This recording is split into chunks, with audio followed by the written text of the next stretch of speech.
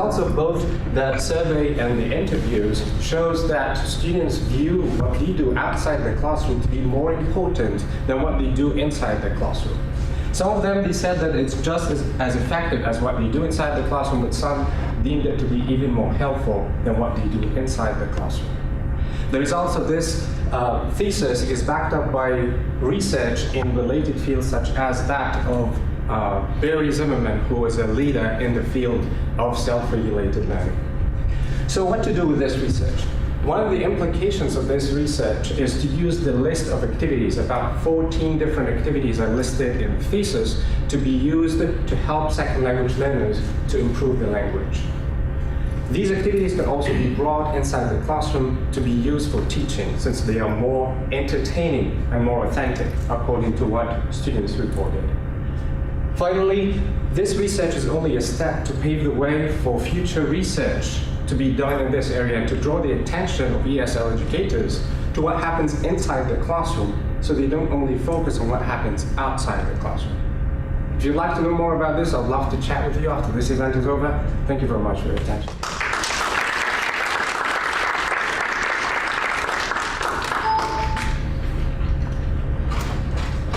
Next we have John. Effects of, I should put on my glasses. Dex, help me. Dexmedetomidine. Thank you. On invasiveness, I'm an English professor, not a biologist. Thank you. Hello everyone, my name is Yuan Xiao and I'm from biology department. Today I'm going to talk about something about melanoma. Melanoma is a kind of aggressive skin cancer and has a high incidence in Caucasians. It is estimated in the year 2018, about 180,000 new cases of melanoma will be diagnosed in the US. Basic treatment for melanoma is surgical removal. In this step, anesthesia is an unavoidable step to relieve patients' pain. While the anesthetics contribute to the melanoma proliferation and invasiveness, it has been proved by other researchers that dexmedetomidine, one of the anesthetics, can promote the proliferation and invasion of breast cancer, and chitinamide, which is another anesthetic, can inhibit the process of proliferation and invasiveness in pancreatic cancer. So I chose dexmedetomidine as my study objective because it's outstanding sedation without respiratory depression. Two cancer cell lines A375 and SKMEL28 were involved in my research. Dexmedetomidine affects cell viability by determining MTS and colony formation assay.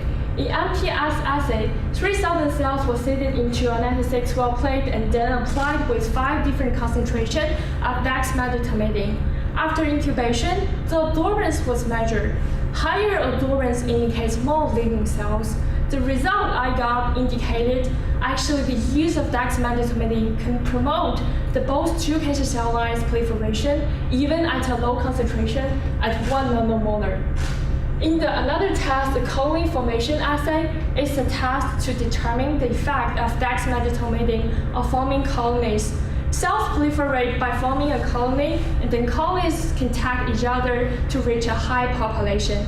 So compared to the control groups, groups with lower concentration of dexmedetomidine prefer to form more colonies, and groups with higher concentration prefer to form larger colonies.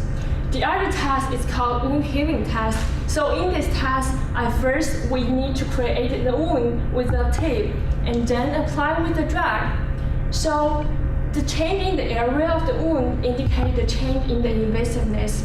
If the area decreases, that means the cell invaded to the center.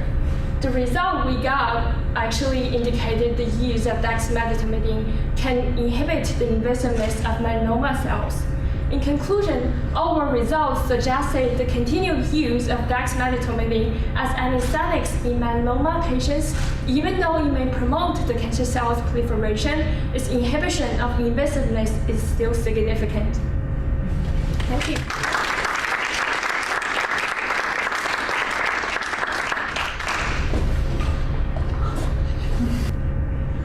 Okay, next we have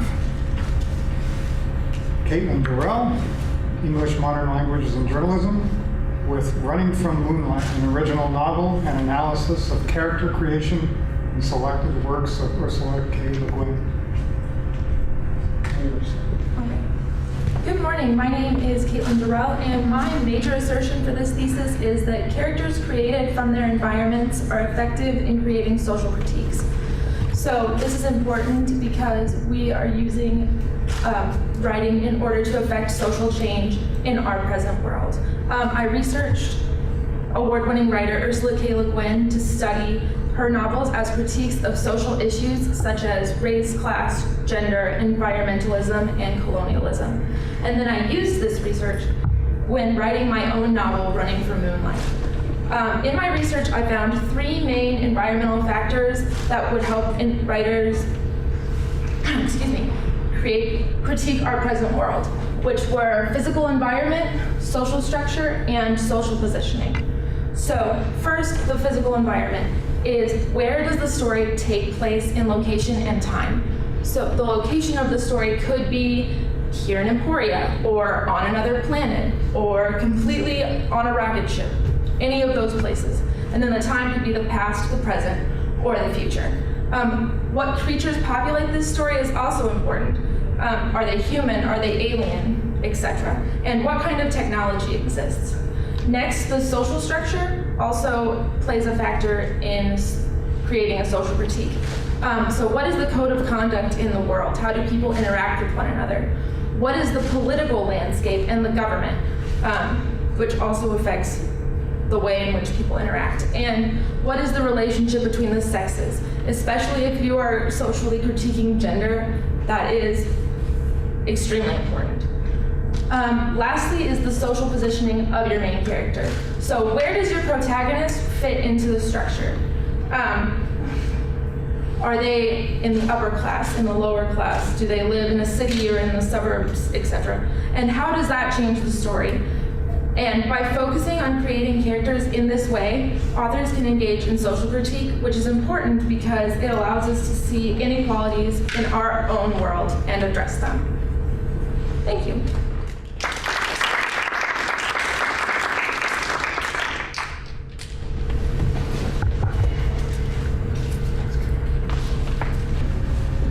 Okay, good morning everyone. My name is Xin Li. I'm coming from the Department of Biological Sciences. And today my topic is about transformation of C. elegans using branch amphiphilic peptide capsules. We also can call it Thesis. And for C. elegans, as we can see on the slide, it's a small hermaphroditic worm which has been used as a transgenetic model for many years.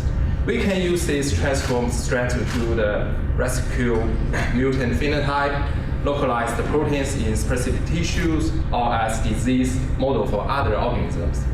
And thus far, the main method of making this transgenic worm is using the microinjection. Is to introduce the desired DNA into the gonad of the C. elegans. And in this process, the foreign DNA will then enter the oocyte and be transmitted to the offspring in this direction. However, the transformation rate using this method is low. Less than 10% of the transmitted C. elegans can produce the transformed offspring. And at the same time, the transformation is time intensive, and the high equipment costs are prohibitive for most labs. Fortunately, it has recently been discovered that nanoparticle can effectively transfer nucleic acid into the cells. And the Thesis we use in our study is a good example of them.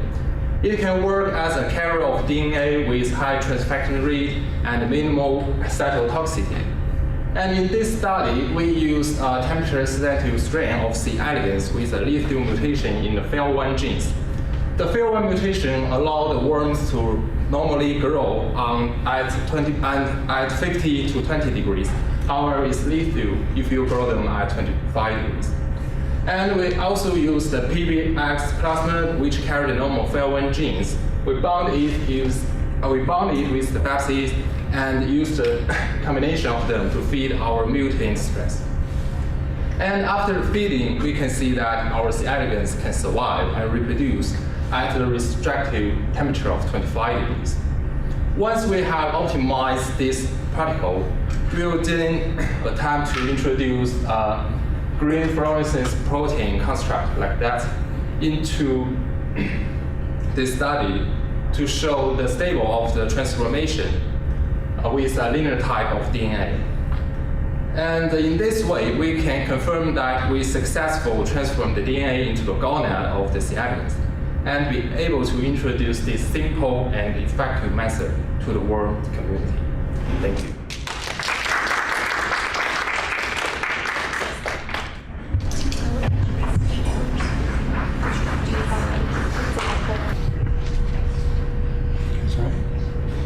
Okay.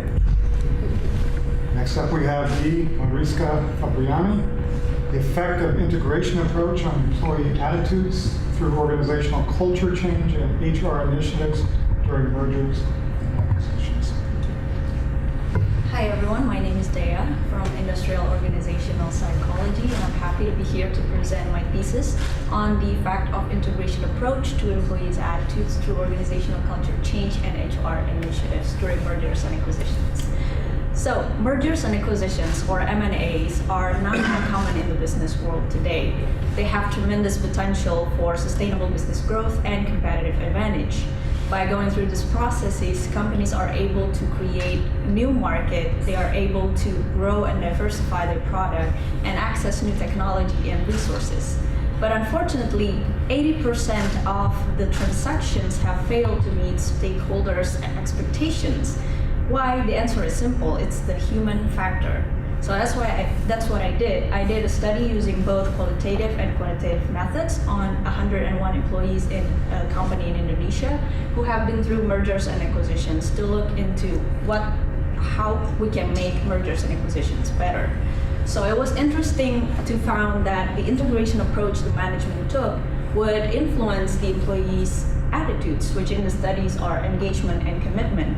So the perceived culture change will also mediate the relationships between integration approach and engagement and commitment, which makes sense because the transformational approach that I looked at here will lead to larger culture change perceived, and it will lead to lower engagement and lower commitment. And this shows one more time that people tend to resist change. But at this study, I also looked at the HR effectiveness. So it's good to know that HR can help. HR effectiveness was found to moderate the relationship between the perceived culture change and the employees' attitudes. So if the HR was effective, the scores on the engagement and commitment were better. So it means that the HR is critical. So for companies who are going through mergers and acquisitions, I would recommend them to involve HR from the very beginning, to involve cultural assessments at the initial stage, and make sure that the leaders and HR are ready to manage the change, the cultural change that might happen in mergers and acquisitions processes. Thank you.